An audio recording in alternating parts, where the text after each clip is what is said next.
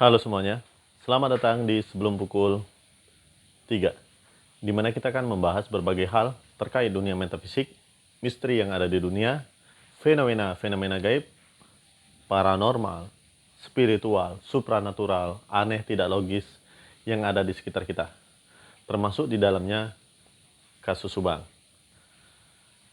Tapi sebelum itu, mari dengarkan dulu pesan-pesan berikut ini.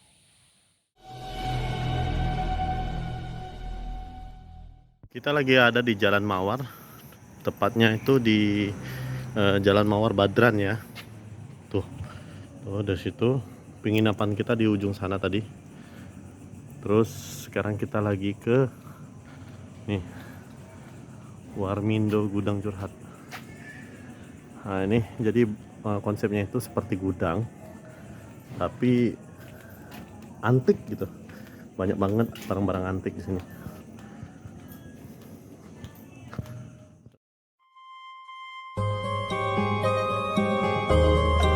Warmindo Gudang Curhat terletak di Jalan Mawar, Desa Badran, dan bisa kalian temukan di map.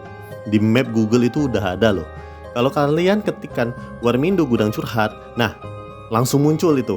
Nah untuk kalian yang ada di Solo, coba aja. Konsepnya itu seperti tempat lama, seperti gudang.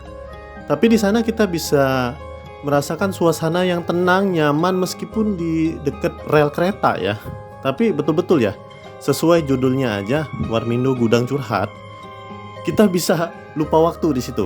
Bahkan sama ownernya yang saya pikir ownernya ini mumpuni banget loh untuk dijadikan teman curhat ya. Kedua owner ini recommended banget untuk dijadikan teman curhat karena mereka ini betul-betul ya masa kini banget gitu ya.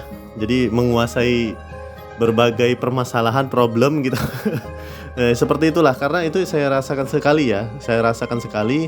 Nah di Warmindo Gudang Curhat ini kalian bisa memesan banyak makanan yang makanan ringan yang enak gitu. Sekalian kalian mendengarkan musik atau kalian bermain musik.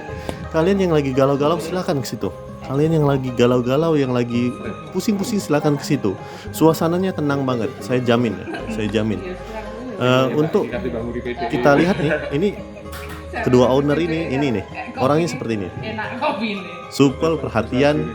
Kemudian plusnya di sini kalian bisa melihat barang-barang antik, kemudian kalian akan disuguhi aroma terapi.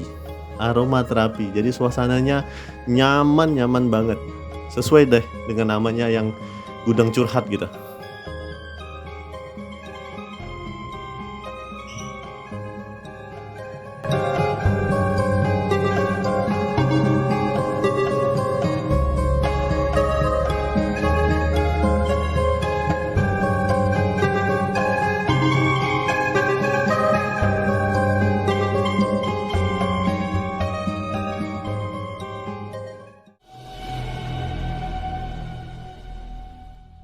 Seperti yang kita ketahui bersama bahwa kasus Subang sudah berjalan 10 bulan namanya, sudah hampir 1 tahun. Dan ini menciptakan berbagai macam argumen, berbagai macam hal-hal yang sifatnya itu membuat masyarakat kita di Indonesia ini sebagian besar masyarakat itu heboh.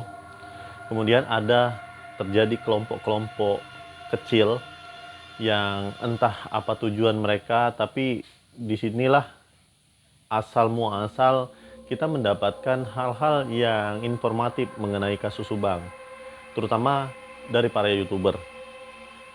Banyak sekali di luaran sana YouTuber yang pada akhirnya itu mulai surut semangatnya. Bisa kalian lihat di tab komunitas, bahkan banyak di sana yang sudah memberikan voting ya, bagaimana kasus ini. Terus banyak sekali kita mau tidak mau suuzon pun ya silahkan jadi ya. Jadi kalau misalkan kita dibilang suuzon ya suuzon akhirnya, karena masyarakat terutama YouTuber itu akhirnya banyak yang off menutup diri dari kasus Subang ini karena lantaran dua faktor yang ada di tab komunitas itu. Oke, lanjut masalah, lagi-lagi ini masalah mimpi. Saya itu orang yang paling jarang mendapatkan mimpi-mimpi yang sifatnya itu sangat kompleks seperti nyata, tapi kemarin saya dapatkan kembali setelah saya tiba di Semarang. Jadi saya itu menginap semalam di Palembang, kemudian paginya naik pesawat dari Jakarta transit ke Semarang. Itu sangat lelah sekali, itu capek banget karena saya membawa anak dan istri ya untuk liburan lah ke rumah-rumah keluarga kita yang ada di Seputik. Nah, kejadian ini seperti nyata. Saya itu bertiga ada dua orang. Pertama teman saya, itu ada teman saya, yang satunya perempuan. Ini seperti teman saya tapi saya nggak ingat ini siapa nih.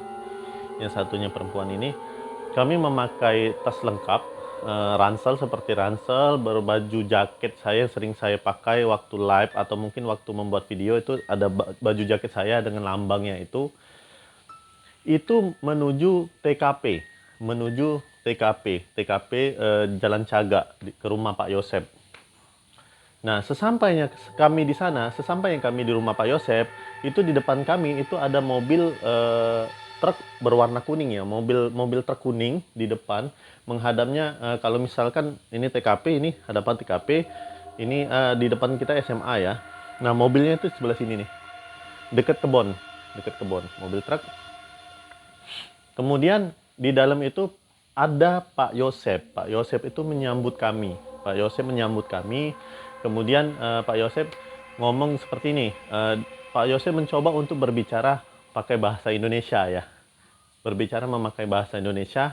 Kemudian Pak Yosep itu ngomong sama kami, alhamdulillah komplotan pelaku itu sudah ditangkap oleh polisi. Tapi sayangnya pelaku utama yang menghabisi anak saya dan istri saya ini belum tertangkap.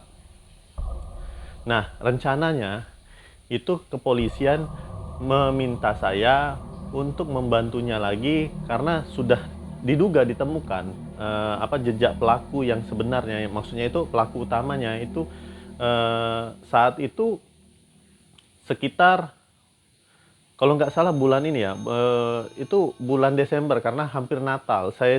Kenapa saya bilang hampir Natal? Karena teman saya yang laki-laki itu ngomong bahwa itu hampir Natal gitu. Wah, gimana Pak kalau misalnya kami tetap di sini nanti keburu Natal gitu kan? Wah, iya ya. Tapi gimana? Kami masih perlu mencari pelakunya gitu. Itu yang pertama. Pak Yosef mengabarkan bahwa pelakunya, komplotan pelaku atau pembantunya pelaku itu sudah ditangkap katanya. Kemudian dia ngomong lagi, ini saya minta maaf banget kenapa saya menyebutkan nama. Dia ngomong ke Pak Yosep, karena kejadian ini akhirnya hubungan keluarga ini renggang. Saya nggak bisa menemui cucu saya. Padahal ya kita karena udah terjadi ya, udah terlanjur, kita sudah berbaikan, akhirnya kita tahu siapa pelakunya. Tapi ya seperti ini, Kang, ya, ngomong sama saya kan gitu. Ya udah Pak, nggak apa-apa. Nah, ada yang ditinggalkan di situ katanya, kata Pak Yosef, di dalam rumah. Mari kita masuk sama-sama. Akhirnya saya masuk. Kami berempat.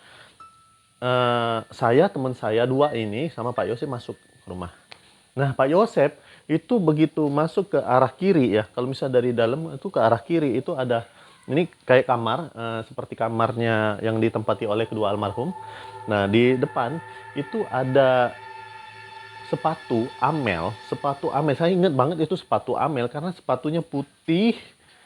Bukan putih, itu kotor banget sepatunya. Saat itu kotor banget, tapi aku tahu itu posisinya sepatu Amel putih dan itu sudah lecek, sudah kotor. Nah, sepatu yang ini sebelah kanan, sepatu sebelah kanan. Kenapa saya tahu sepatu sebelah kanan? Karena saya mencoba untuk mencocokkan di kaki saya. Saya mencoba untuk mencocokkan ke kaki saya yang kanan. Di depan sepatu kanan Amel, di depannya itu ada sepatu boot yang bentuknya kayak gini. Dan sepatu ini juga, ini sepatunya sudah lecek banget. Nah, sepatu ini kata Pak Yosef, ini milik pelaku.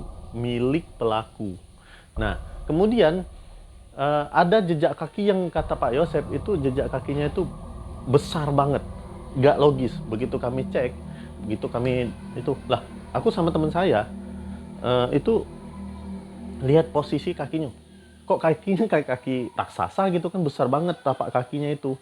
Tapi kayak digambar gitu, Pak maaf ini bukannya tapak kaki apa ya bilangnya itu, tapak kaki sepatu yang besar, tapi ini kayak digambar sengaja gitu, sengaja digambar sama orang gitu kan.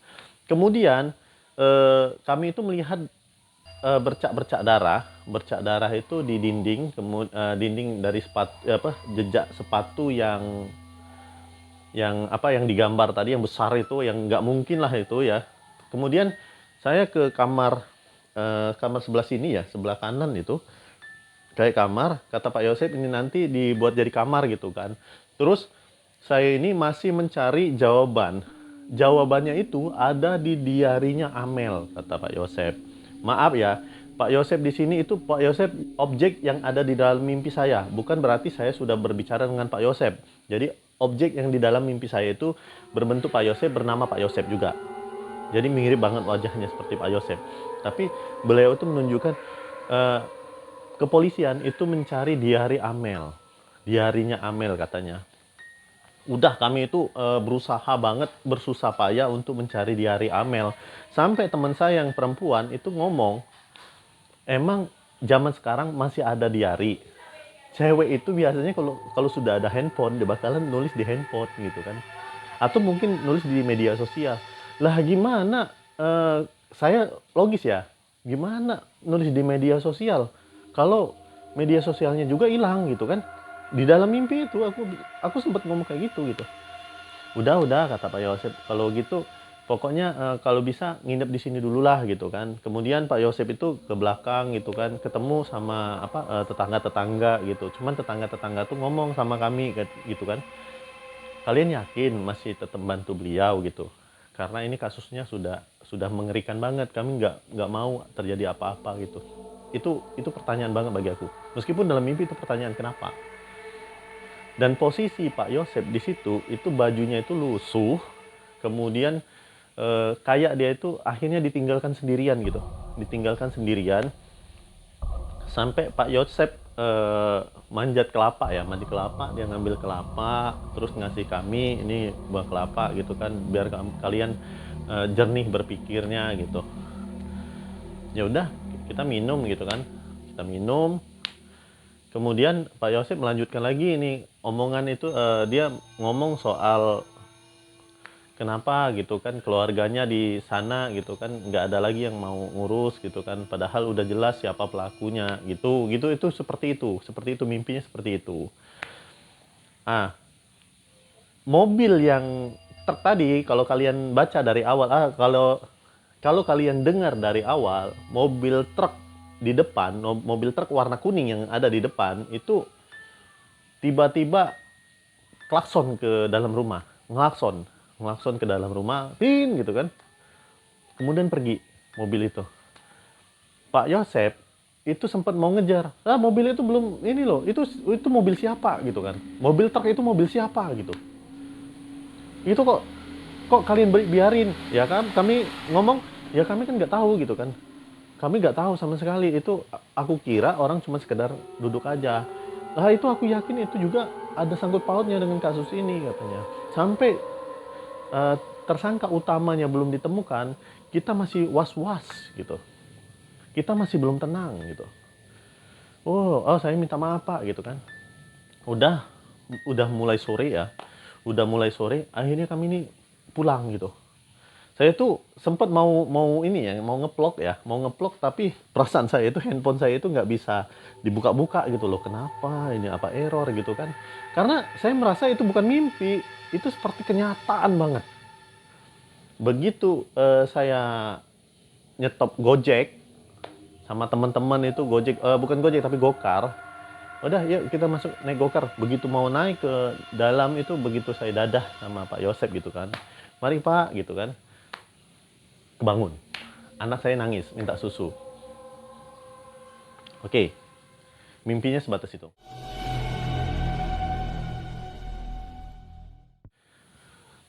Yang saya dapat di sini itu pertama tetap lagi-lagi sepatu Amel yang berwarna putih, tapi sekarang ini sudah penuh dengan apa ya namanya itu, tanah ya. Jadi lecek banget, udah lecek banget sepatunya itu, dan itu sepatu kanan.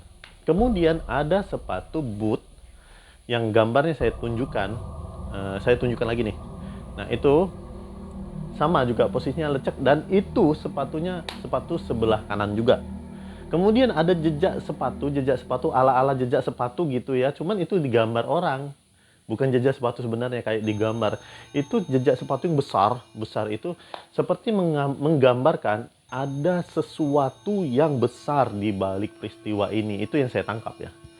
Saya berpikir.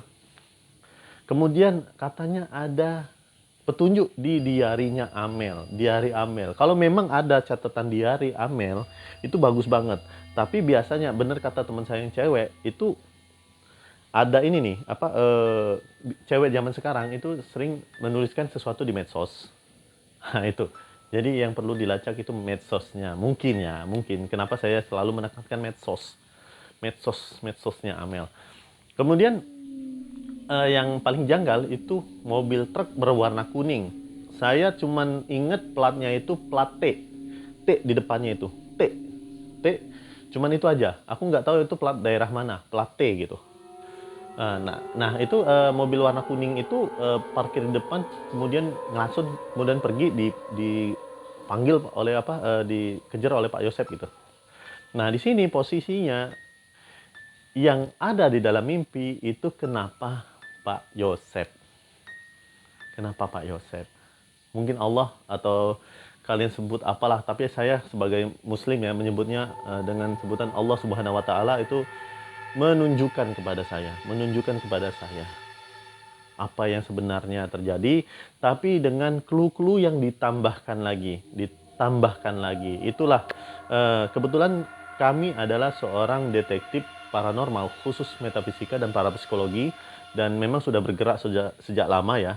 Saya minta maaf baru mengabarkan kepada kalian sekarang, tapi kami mendeteksi sesuatu atau kami memecahkan sebuah masalah atau memecahkan sebuah kasus itu melalui metafisika, ilmu-ilmu yang kelihatannya seperti halu, tapi kami membukukannya gitu.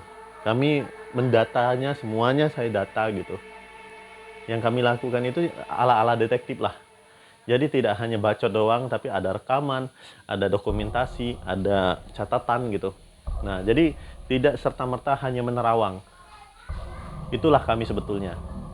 Nah, saat ini anggota-anggota detektif Segoro Geni, detektif paranormal Segoro Geni itu tersebar di Nusantara dengan jaket yang sama, ada lambangnya itu yang berwarna hitam. Nah, bagi kalian yang masih penasaran bagaimana kelanjutan dari kasus Subang, silakan kalian cek link-link yang ada di bawah, yang saya sematkan di bawah ini. Ada link-linknya.